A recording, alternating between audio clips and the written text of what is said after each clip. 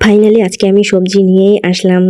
বেশ কয়েকদিন ধরে মাছ মাংস খাওয়া হচ্ছে, তো আর মাছ মাংস ভালো লাগছে না, সবজি খেতে ইচ্ছে করছে, সেজন্য আজকে সবজি নিয়েই আসলাম। তো সবজি যে এত দাম বেড়েছে, যে সবজিগুলো আগে 50 টাকা 60 টাকা কেজি ছিল সেগুলো এখন 70 টাকা 80 টাকা এমনকি 100 টাকাও হয়েছে। লাউগুলো যেটা 30 টাকা 40 টাকা ছিল সেই লাউগুলো এখন 60 টাকা 70 টাকা 80 টাকা হয়েছে। তো যাই হোক, দাম বাড়লেও তো খেতে হবে। তো রাতের বেলা সবজিগুলো সব সুন্দর করে গুছিয়ে ফ্রিজে রেখে দিলাম। তারপর ডিম নিয়ে এসেছে, এখন ডিমগুলো ভালো করে ধুয়ে নিচ্ছি। তো ডিম হলে তো আর কিছুই লাগে না, যাদের বাচ্চা আছে তাদের বাসায় সবসময় ডিম থাকবে, ডিম তো লাগবেই। ডিম দিয়ে এটা হবে সেটা হবে, ডিম পোচ খাবে, ভুনা খাবে, ঝোল খাবে, ডিম দিয়ে নুডলস খাবে, আরো ছেলের কত বায়না, সেজন্য ডিম লাগে। আর ডিম নিয়ে এসে আমি সুন্দর করে ধুয়ে পরিষ্কার করে তারপর ফ্রিজে রাখি। তার কারণ হচ্ছে ফ্রিজে অন্যান্য খাবার রাখি, অন্যান্য খাবারের সাথে এই নোংরা অবস্থায় ডিমগুলো রাখলে আমার মনটা খুঁতখুত করে, সেজন্য আমি সবসময় পরিষ্কার করে তারপর রেখে দেই। তারপর হচ্ছে আটা নিয়ে এসেছে পরদিন সকালে, এখন আমি নাস্তা বানাবো। তো আটাগুলো আমি না টাকা পর্যন্ত রুটি বানাবো না, আমার হচ্ছে আটা আগে আমি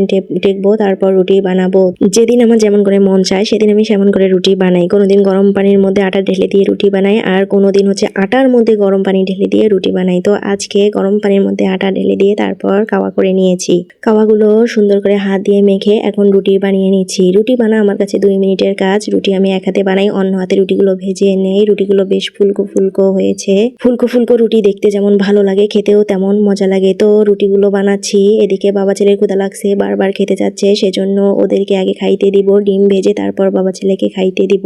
আব্দুল্লাহ বারবার বলতেছিল ঝোল দাও ঝোল দাও ঝোল দাও, তো কোনো মাংসের ঝোল ছিল না, ও মাংসের ঝোল দিয়ে রুটি খেতে অনেক পছন্দ করে। তো আজকে বুঝিয়ে সুজিয়ে ডিম দিয়েই ছেলেকে খাওয়াই দিলাম। আর আমি হচ্ছে লাল চা দিয়ে রুটি খাবো, কারণ আমার অনেক কাশি হয়েছে, বেশ কয়েকদিন ধরে কাশতেছি, ওষুধ খাচ্ছি, কোনো কাজ হচ্ছে না, সেজন্য লাল চা করে 1 মগ লাল চা দিয়ে রুটি চুবিয়ে চুবিয়ে খাবো। আমি চা দিয়ে রুটি চুবিয়ে খেতে পছন্দ করি। অনেকে হয়তো বা এটা খায় না, কিন্তু আমার কাছে খুব ভালো লাগে। আমি সব সময় চা দিয়েই রুটি খেয়ে থাকি। তো সকালের নাস্তা এই ছিল আজকে আমাদের আয়োজনে। তারপর দুপুরে রান্না বান্না করতে চলে আসছি।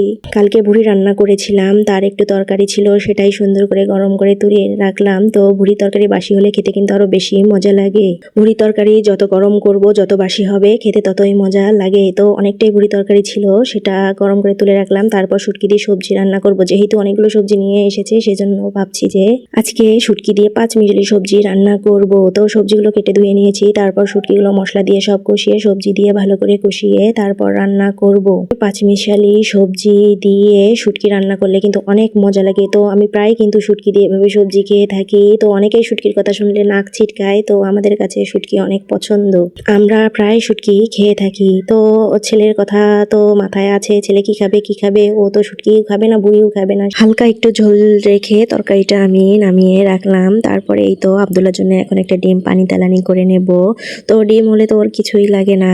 তো যেহেতু আমরা ও ভুড়ি আর হচ্ছে সবজি তরকারি দিয়ে খাবো, তো সেজন্য আমাদের জন্য আর ডিম দিলাম না, শুধু আব্দুল্লার জন্য এই ডিম দিলাম। তো আজকে পর্যন্ত সবাই ভালো থাকবেন, সুস্থ থাকবেন, আল্লাহ হাফেজ।